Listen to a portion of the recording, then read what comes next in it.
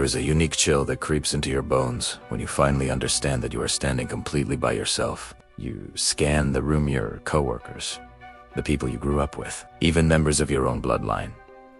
You notice the atmosphere has curdled, the greetings feel hollow, the laughter stops when you approach, and the looks they give you are sharp enough to cut glass. The pack has identified you as the outsider. For most, this is the breaking point. We are creatures built for belonging, for the comfort of the tribe, for the reassurance that we are not alone in the dark. When that tribe bares its teeth, the primal instinct is to fall to your knees, to plead your case, to claw your way back into the warmth of acceptance. Do not move an inch. If you are feeling the weight of the world pressing down on your shoulders right now, understand this. It is not a random accident. It is a selection process. You have triggered the autoimmune response of the average. You have become a variable they cannot control, which means you are finally playing a game worth winning. Consider he was born into the brutal reality of slavery. He was not a senator in a marble hole. He was property, owned by a man who could break him on a whim. His leg was deliberately twisted and broken by his master, leaving him permanently crippled. Every structure of society was arrayed against him. The law, the hierarchy, the powerful. He did not weep for justice. He did not beg for mercy. He sat in his cell, realigned his mind, and formulated a philosophy that would later become the bedrock of Stoic thought, influencing emperors and generals for 2 millennia. He transmuted his chains into a crown. You want the formula for victory when the dice are loaded against you. You want to learn how to invert the situation so that hostility becomes the very fuel that propels you past them. I am going to decode that formula. But you have to be ready to abandon the desperate craving for universal approval. Influence is not a vote. It is a gravitational force. And right now, we are going to harness the gravity of their opposition to collapse their world and elevate your own. The first step is to correctly diagnose your condition. You are not under attack because you are incompetent or unworthy. You are under attack because you have broken an unspoken rule of the collective. Epictetus taught that we are disturbed not by events, but by our judgment of events. When you begin to elevate your standards, when you start refining your discipline, your focus, your physical vessel, you become a living indictment of those who have chosen stagnation. Your forward motion illuminates their inertia. They are not reacting to you personally. They are reacting to the reflection you hold up, a reflection of their own unlived potential. This is the dynamic of the herd. When one sheep attempts to scale the fence, the others do not form a guard of honor. They bite at its heels and drag it back into the mud. If the sheep is persistent, they will tear its fleece. You are that climbing sheep. The error you are making is attempting to negotiate with the herd. You want to lay out your blueprint to justify your divergence, hoping that if they could only see the destination, they would cheer you on. Cease this immediately. They see the destination perfectly. That is precisely why they are trying to pull you down. To shift the paradigm, you must stop viewing their resistance as a personal tragedy. Reframe it as a directional signal.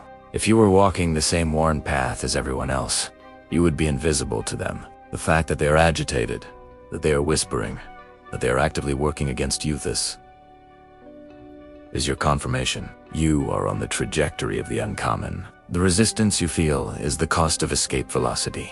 Internalize this truth. You cannot haul the entire tribe up the cliff with you. The masses move at the speed of the most sluggish among them. The lone wolf moves at the speed of its own hunger. You have to decide which nature you will feed. When the hostility intensifies, your nervous system will scream at you to react, to shout your innocence, to correct the record publicly. This is a cunning trap. When you engage with a hostile collective, you legitimize their authority. You demonstrate that their whispers can penetrate your peace. You are pouring your precious energy into a sinkhole. The Stoics advised a different tactic. When the crowd turned on Cato, he did not rush to the forum to defend his name. He withdrew. He pulled his energy back into his own citadel. This is the tactic of the void. When the world seems united against you, you must remove the bullseye. Become untouchable. Withdraw your presence, your defense, your emotional signature. This accomplishes two critical objectives. First, it suffocates the fire. Gossip, slander, and collective contempt require oxygen. They need your flinch. They need your tears. They need the drama of your reaction. When you offer them absolute, impenetrable silence, you starve the beast. It begins to consume itself. Second, it weaves a legend. In your silence, you are not stagnant. You are constructing. But you are doing so behind a veil. Imagine the unease that creeps into the mind of an adversary who strikes you and receives nothing in return. No anger, no sorrow, no justification. Just a calm, empty space where you used to be. They begin to question. What is he building? Why isn't he broken? What does he know that I don't? The anxiety shifts from you to them. Exploit this period of exile. The void is not an absence. It is a crucible. When you are isolated, stripped of your support network, you are compelled to develop your own internal foundation. You cease seeking validation because there is no one left to grant it. You become the source of your own power. Look at J.K. Rowling. She was a single mother on welfare, rejected by 12 publishers, dismissed by an industry that saw no value in her story. She didn't hold a press conference. She retreated to cheap cafes, writing in the margins of her life. She built a world in the dark. She perfected her craft in obscurity. By the time the 13th publisher reluctantly took a chance, she had already created an empire in manuscript form. If they have cast you out, consider it a gift. They have locked you in a room with your own untapped capability. Do not emerge until you have become undeniable. However, there are situations where physical retreat is impossible. You are chained to the desk next to the colleague undermining you. You share a roof with the relative who resents your growth. You are operating inside enemy territory. In these moments, you must deploy a more refined strategy. Conceal your trajectory. Seneca, the Stoic advisor to Nero, understood the lethality of perceived ambition. He tells the story of how intelligent men survive the madness of tyrants. They did not wear their intelligence as a badge. They wore a mask of compliance. They laughed at the emperor's bad jokes. They agreed with his flawed policies. They made themselves appear harmless, even foolish. This is the art of the velvet glove over the iron fist. When you are surrounded by enemies, do not let your goals be visible. They become a target. Paint yourself in the colors of the environment. If your supervisor resents your capability, do not outperform him in the meeting. Nod thoughtfully. Ask him for his opinion. Make him feel like a mentor, not a rival. If your family scoffs at your ambition, disarm them with agreement. Say, you're probably right. It's just a silly idea I'm playing with. Nothing serious. Let them put their weapons down, believing you have already surrendered. There's a deep, quiet arrogance in this. You are observing them, thinking. You are reacting to a character I am playing for your comfort, and you are completely oblivious. This is not submission. This is reconnaissance. You are an operative behind enemy lines. Collect data, stockpile resources, and wait for the precise instant when their attention is elsewhere.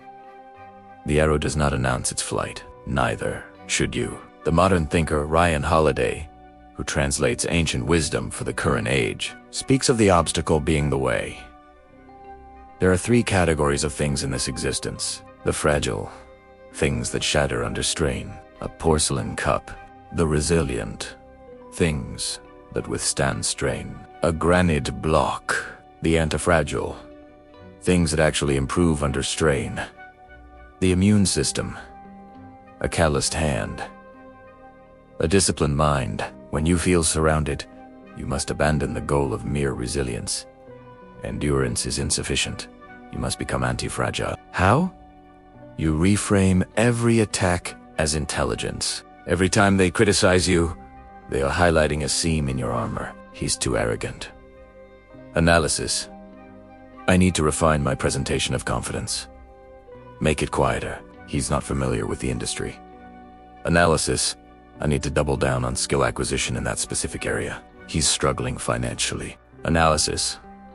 I need to ruthlessly prioritize income generation for the next 6 months. Your adversaries are your most effective consultants. Friends will soften the truth to spare your feelings. Enemies will expose your raw edges, because they intend to wound you. Separate the sting from the data. Extract the lesson. Epictetus said that every difficulty in life presents us with an opportunity to turn inward and invoke our own inner resources. Your opponents are providing you with a map of the minefield. Furthermore, the pressure of being cornered creates a unique psychological intensity. It forces rapid adaptation. If you were comfortable, you would stagnate. The fact that they are hunting you means you must become faster, more cunning, and more resilient simply to stay in the game. They are inadvertently training you for a higher level.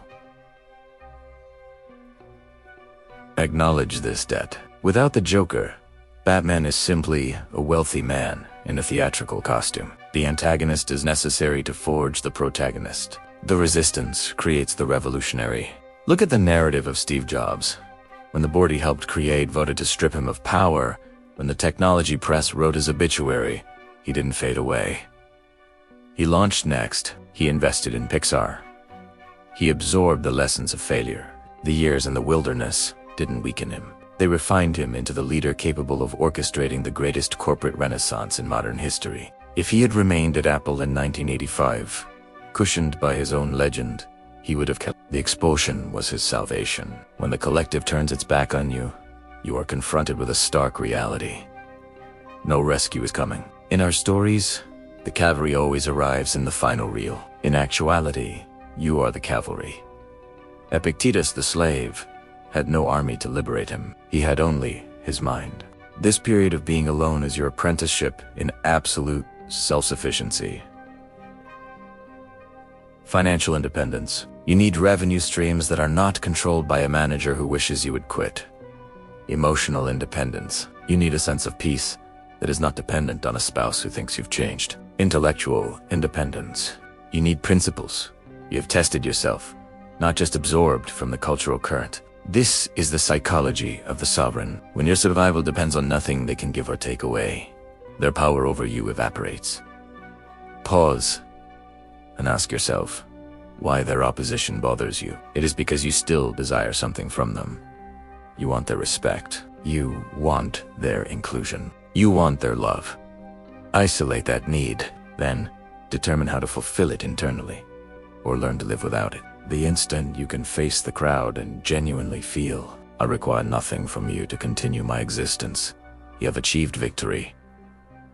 You have severed the marionette strings. You are no longer dancing to the rhythm of their approval. You are a self-governing entity, and a self-governing entity is the most terrifying thing in existence to those who have surrendered their will to the group. You look at the coalition aligned against you and perceive a monolithic barrier, a solid, unbreakable wall of resistance. This is a mirage.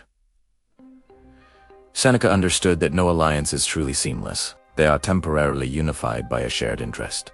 And currently, that shared interest is you. The moment you step back into the shadows through the silence, we discuss the adhesive that binds them begins to decay. Without a common enemy, their pre-existing fractures become visible. Your task is not to assault the wall. Your task is to locate the loose stone. In the dynamics of power, you learn to divide hostile forces. If you are confronting a group, a hostile committee at work, a tense family dinner, a network of jealous acquaintances, not engage the entire formation. Isolate the least committed member. There is invariably one person in the mob who is not fully invested. One who is simply nodding along to avoid becoming a target themselves. One who secretly resents the leader of the pack. Identify that individual.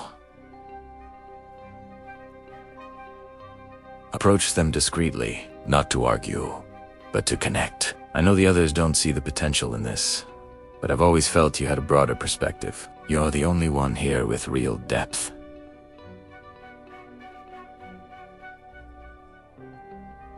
Appeal to their ego. Subtly inject a question about the others. I noticed the leader seemed a bit short with you yesterday. I thought it was unfair.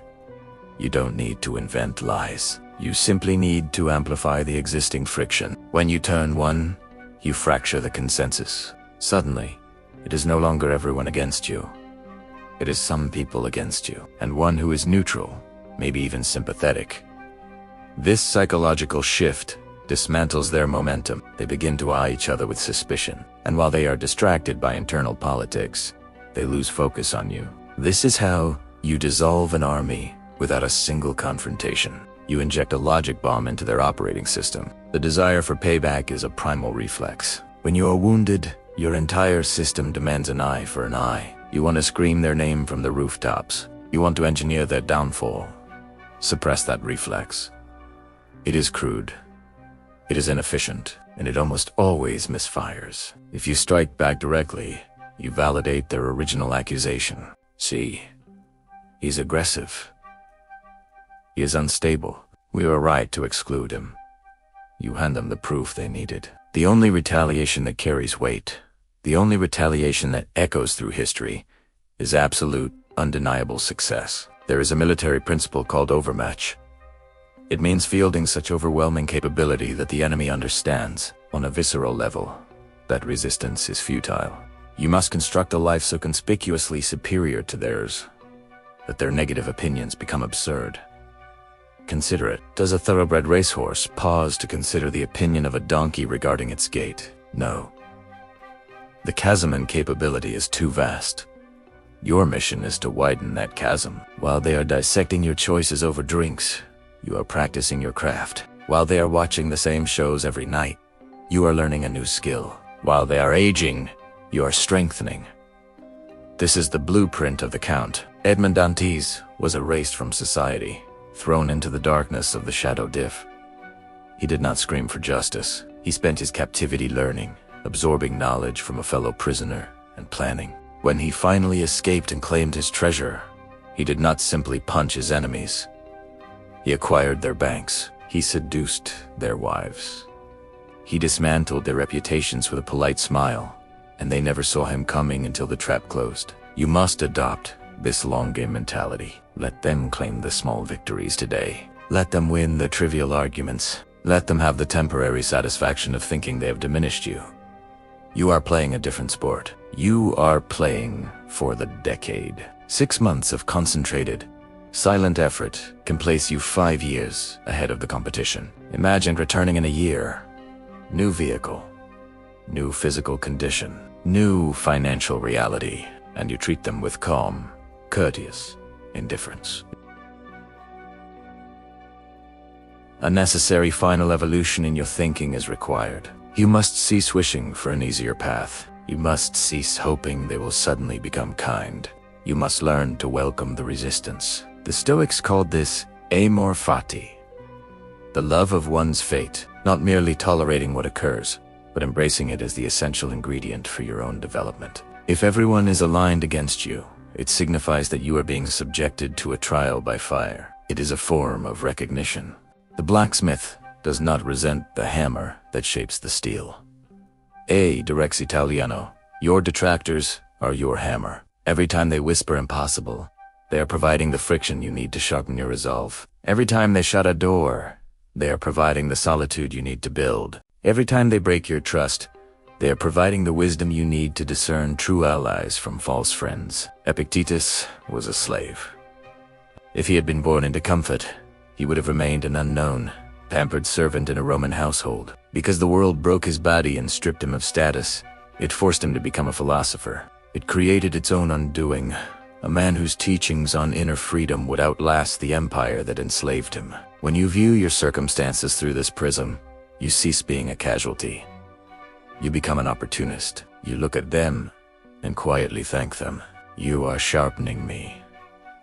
This is the final, unassailable position. When you can look at the person actively attempting to harm you and feel genuine appreciation for the fortitude they are forcing you to build, you are beyond their reach. They cannot wound you because you are a refinery. They throw crude ore at you, and you extract pure gold. Eventually, the cycle will complete. It always does. When you have endured the winter, when you have built the structure, when you have demonstrated the results, the very people who opposed you will begin to circle back. We always believed in you. We were just testing your resolve. Hey, could you help us with... They will attempt to rewrite the narrative, to retroactively include themselves in your victory. This is a critical test. Do not be naive. Epictetus warned that we should not be surprised if those who once shunned us now seek our company. People are driven by. You may choose to forgive. Holding on to bitterness only corrodes the vessel that holds it. But you must not forget, you have established a new boundary. Those who stood with you in the silence have earned a place in your circle. Those who held the shovel, trying to bury you, may observe from a distance. This is not cruelty, it is curation. You have learned that access to your life is a privilege that must be earned. You have learned that genuine loyalty is scarce. You have learned that most people are sunshine patriots, comfortable only in good weather. You have become the storm. Keep your inner circle limited. Keep your plans confidential, and never apologize for the walls you constructed while you were fighting for your existence. So here is the distilled truth about prevailing when the world says you cannot. It is not a catastrophe. It is a rite of passage. The universe is posing a question. Do you possess the conviction to stand unaccompanied? The vast majority answer no. They compromise. They y conform. They rejoin the procession and live out their days as copies. But you are going to answer differently. You are going to inhabit the silence. You are going to utilize the darkness. You are going to study the game while they sleep. You are going to construct a citadel so elevated that their arrows cannot find you. And one day, you will stand atop that citadel. You will look down at those who doubted, who mocked, who abandoned you. And they will appear very, very distant. You will feel no rage. You will feel no thirst for vengeance. You will simply feel separate. You are the signal. They are the noise. And that distinction is the only prize that matters.